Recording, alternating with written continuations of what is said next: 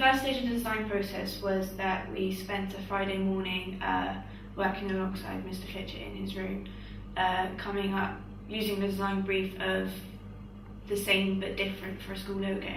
And we worked in small groups to come up with a basic design for the shape of the logo. We came up with the idea of a shield, using the idea of a shield as the logo.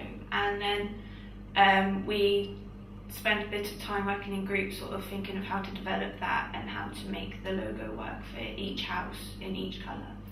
Each group went away and they took the idea of the basic shape and they sort of played with the idea of different ways that the shield could be represented. And the best one was a shield that had like a sort of circle bit in the middle where you could put like a symbol for each house. Most of the groups thought that the shield was symbolic of achievement and they thought that would be a good idea for the houses. Basically, because each of the houses are named after rivers, we thought that we came up with a list of things to do with like rivers and stuff you find in rivers. So we thought maybe each house would have a different thing found at the rivers.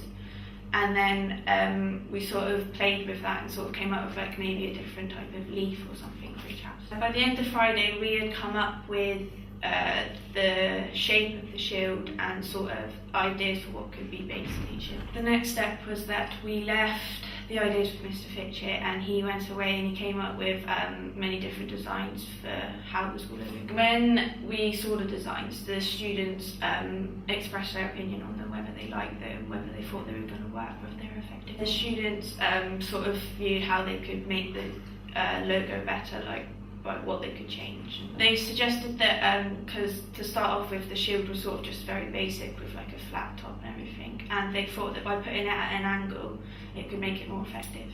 The actual designs in the logos, we started off with quite basic leaf shapes, and Nick came up with the idea of developing that and putting like maybe a tree with different leaves inside the logo. The idea of having lots of leaves made it quite complex and many students didn't feel that that would work the best.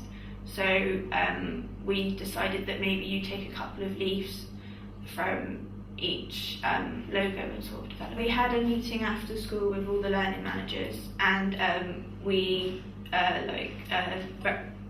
presented our ideas about the logos, and the learning managers thought, we showed them many different designs of what we came up with, and they decided that the final design we came up with having just a few leaves on each tree, they thought that would work. The learning managers also thought that the trunk of the tree within the logo, they thought that was like symbolising a river, which tied in with the names of the houses. And the shield shape that we finally decided on, the learning managers thought it was like a person like with his arms. The main challenge really was the idea that each logo had to work with each of the 6 designs and 6 houses and the 6 colours of the houses.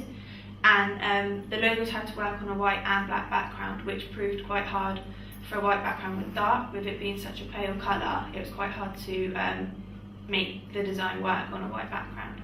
And then when we tried the design on a black background, otter proved quite hard because it's such a darker colour than the rest. And one of the other main challenges was that we had to make each logo link with one design, but trying to make them different at the same time, which proved quite hard, but